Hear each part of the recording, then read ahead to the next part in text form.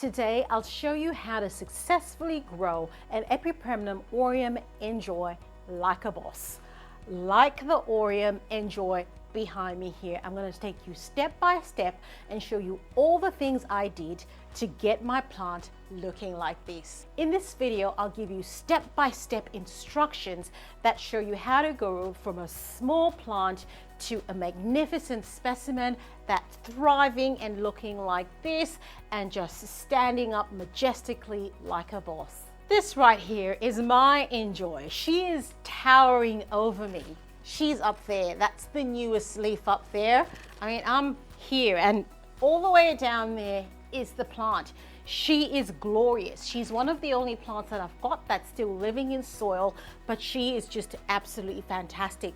Look at the size of that leaf. It is huge. Look at that. That plant has just really understood the assignment and epitomizes what can happen when you put your plant up on a moss pole and take care of your plant like you should. So the following steps are what you need to get your N'Joy to look like this. Step number one, grab yourself a plant. I mean, obviously you're going to need a plant, duh. Step number two, you need to put your plant in a free draining, airy aroid mix. I make a very basic aroid mix. Check the link up above, and that just helps the plant live in an environment where the water is not sitting in that soil, it's not prone to root rot, and those roots are as healthy as they can be. Step number three, you must fertilize your plant with a complete plant nutrient. This is what I use for my plants. I use Growth Technology Foliage Focus. This is a complete nutrient that has got my plant from a small teeny weeny plant to one that looks like this. You must absolutely fertilize your plants. Do not forget. This is one thing a lot of people forget to do. So whether you need to have a schedule, whether you want to fertilize them every time you water, just put something into place. And you must fertilize your plants even in the wintertime. Even in the wintertime, your plants are growing, so you must fertilize them. You can reduce the concentration of the nutrient solution, but you must fertilize your plants. I fertilize my plants with Growth Technology Foliage Focus at a rate of 5 mils per liter, and that's the normal dosage. And when the plants aren't growing as much, for example, in the winter time, you still fertilize your plants weekly at 3 mils per liter. So that plant has always got food.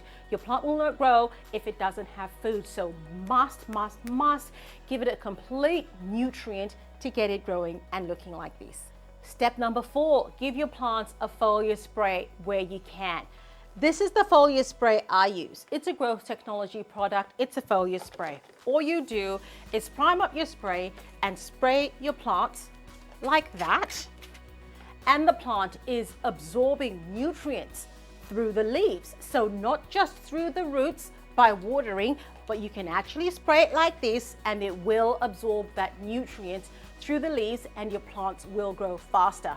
You don't have to use this one if you can't find it. There are many different kinds of foliar sprays everywhere. Just go into your local store and ask the people what kind of foliar spray they have, and go ahead and use whatever you can find. Step number five, you must ensure that your plant is sitting in a bright, warm spot. My plant sits right next to a window. It's nice and warm, it's bright, and you want a plant like an N'Joy to have lots and lots of sunlight because it is variegated. If you don't give it as much light as it can, then that variegation dulls. It starts to become more green and less white. And that's only because you have not provided light. A plant needs light in order to photosynthesize and make food.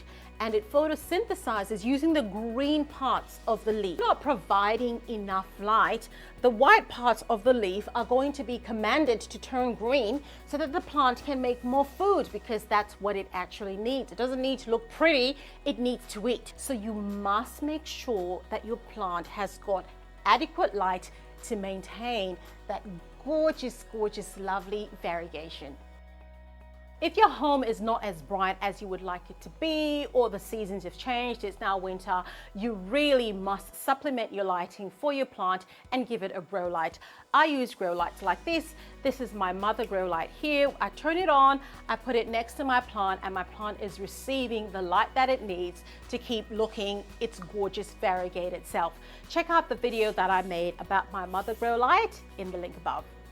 If you're enjoying this video, please give it a like and subscribe to my channel. Step number 6, you must provide humidity. If you know that your home is a bit on the dry side, you must provide humidity for your plants. And I'm sorry, misting your plants is just not really going to cut it. It doesn't do anything to actually raise the ambient humidity around the plant. What you can do if you don't want to use a humidifier, which is really what you should be using, is you can bunch your plants together, put them together in groups that raises the ambient humidity around the plants. Some people talk about using a pebble tray. Again, you know, unless it's in a contained environment, like in a tent or in a cupboard, you know, the room is very big. That doesn't raise the humidity as much as you would like it to. So my tip is to really use a humidifier. That's what I use in my home, and that is how I got my N'joy to look like this. Step number 7. If you want your plant to climb and have leaves that look like mine, that are really, really big, I have to say it, you must put your plant on a moss pole. My plant is actually living on a moss pole.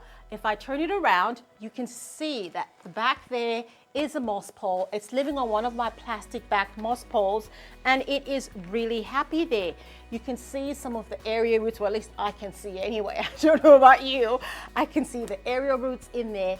I try to keep my moss pole moist as much as I can, and in doing that, this plant is receiving nutrition not only from the roots at the bottom, it's also receiving nutrition from the area roots that are held within my moss pole. Remember, it's also receiving nutrition from the leaves. So it's nutrition, nutrition, nutrition everywhere, and my plant thrives and looks like that. Step number 8, as much as you possibly can, allow your leaves to dry after you've watered the plant, water the moss pole, anything where the leaves are getting wet. And the reason this is important is plants like an N'joy start to get brown patches like that one over there.